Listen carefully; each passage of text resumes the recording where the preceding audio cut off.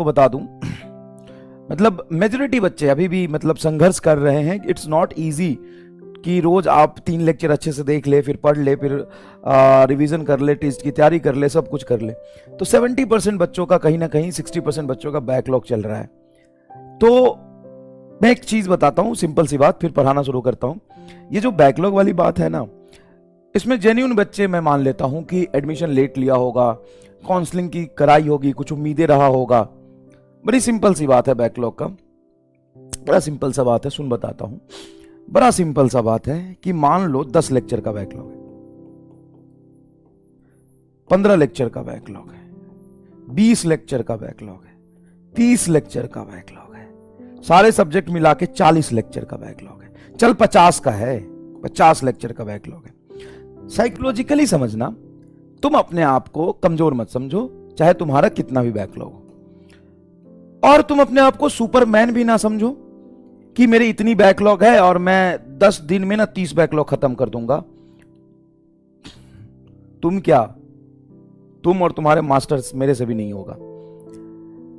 तुम क्या करो कि तुम रिकॉर्डेड ही जाओ। अगर तुम्हारा बैकलॉग है तो लाइव की कोई जरूरत नहीं है, अनलेस एंड अनटिल कि तुम्हें लग रहा है नहीं मैं रिकॉर्डेड लाइव ही समझ पाता हूं, तो वो केस अलग है। मेरी बात सुन लेना ढंग से, मैं सिर्फ 2 मिनट बात कर रहा हूं, सुन ले अच्छे से। अगर तुम्हारा 10, 15, 20, 30, 40, 50, 60, 70 जितने भी बैकलॉग है, ठीक है, तो ये बैकलॉग ऐसा नहीं कि इसमें परेशान हो जाने वाली बात है कि 10 बैकलॉग है कैसे होगा, 20, 40, 50 बैकलॉग है कैसे होगा। दूसरी बात, अपने आप को सुपरमैन भी नहीं समझना। तुम क्या, तुम्हारे मास्टर से भी बैकलॉग क्लियर नहीं होगा।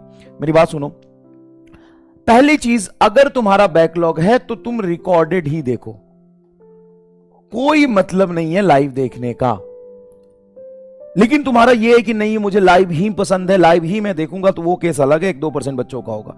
अगर तुम्हें लाइव में भी समझ में आता है, रिकॉर्डेड में भी अच्छे समझ में आता है, सबसे ज्यादा इंपॉर्टेंट है कंसेप्ट सीखना, क्वेश्चन की प्रैक्टिस हो जाना, समझ आना, ये 3 इंपॉर्टेंट चीज है। तुम्हें चीजें समझ आए, कंसेप्ट अच्छे से विजुअलाइज हो जाए, तुम सवाल कर पाओ, इससे बड़ी चीज कुछ नहीं है।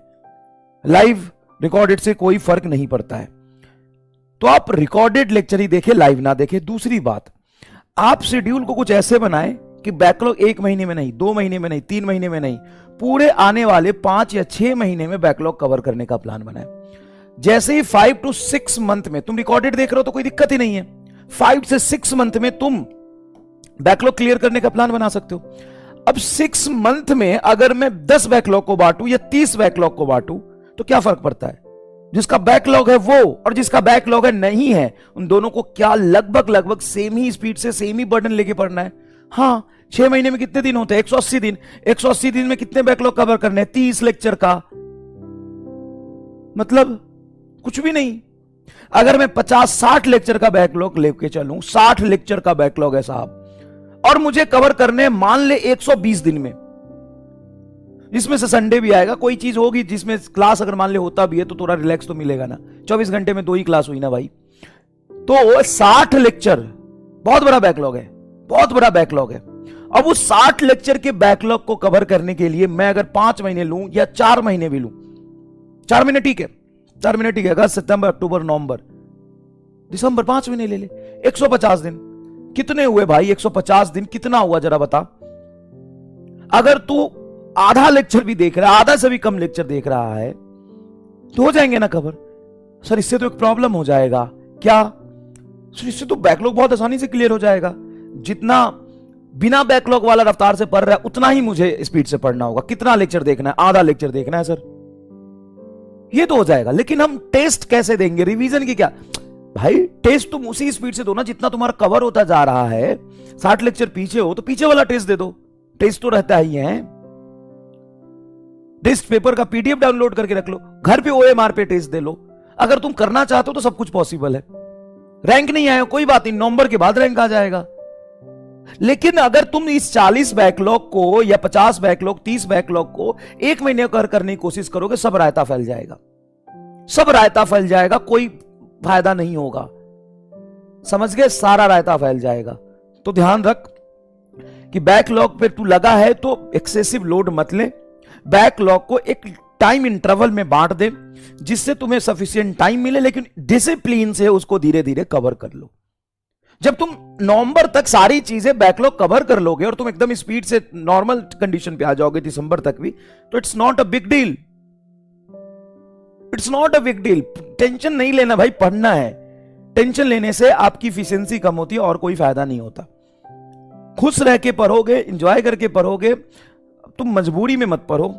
सबसे पहली बात, पता है किनका बैकलॉग होता है और किनको पढ़ने में दिक्कत आती है और किनसे सवाल सॉल्व नहीं होता? जो मजबूरी में पढ़ रहा है। आज भी उन बच्चों की जनसंख्या कम नहीं जो मजबूरी में पढ़ रहे हैं। मजबूरी में मत पढ़ो, पेन लेके मत पढ़ो, फ्रस्ट्रेट होके मत पढ़ो, दुखी मन से मत पढ़ो। अगर ऐसे पढ़ोगे तो कभी भी सिलेक्शन नहीं होना, कभी भी समझ नहीं आएगा, साल भर परेशान रहोगे, दुखी रहोगे, लास्ट में रिजल्ट भी अच्छा नहीं आएगा, कोई फायदा नहीं है। अगर तुमने चूज कर लिया है कि मुझे ड्रॉप लेना है और मुझे डॉक्टर बनना ही है, तो पहले तो सोच ले, अभी भी समय है।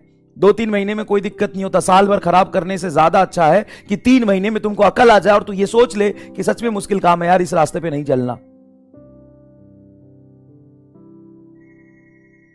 समझ गया? नहीं तो अगर चल रहा है तो अच्छे से चल रहा है तो अच्छे से चलो और तुम कर सकते हो। दूसरी बात, दूसरी